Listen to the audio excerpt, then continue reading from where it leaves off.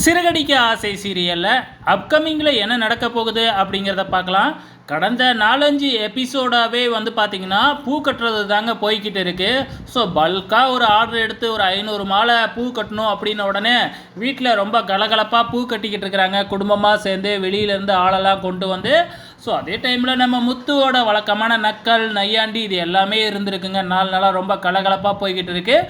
So நாளைக்கும் அது அப்படியே கண்டினியூ ஆகுது. ஏன்னா ஐஸ்கிரீம் விற்கிறப்ப வந்து பார்த்திங்கன்னா நம்ம ஸ்ருதியும் ரவியும் சேர்ந்து எல்லாத்துக்குமே குல்பி ஐஸ் வாங்கிக்கிட்டு வந்து கொடுக்குறாங்க. நம்ம முத்து வந்து பார்த்திங்கன்னா மீனாவுக்கு ஊட்டி விடுறது இந்த மாதிரி விஷயங்கள்லாம் போய்கிட்டு இருக்கு. ஜாலியாக தான் போய்கிட்டு இருக்கு. அப்படியே ஜாலியாக போய்கிட்டு இருக்கிறதுக்கு விட்டுருவாங்களா என்ன?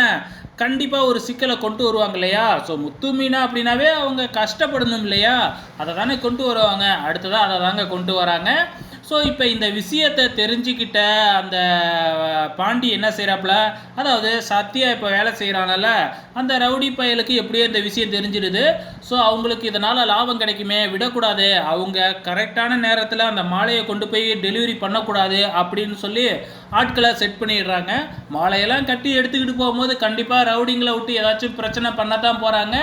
என்ன பண்ண போகிறாப்புல முத்து அப்படிங்கிறது தெரியல. ஏன்னா முத்துவும் மீனாவும் அந்த மாலையை எடுத்துகிட்டு போய் கண்டிப்பாக மண்டபத்தில் சேர்த்தாகணும் இல்லையா?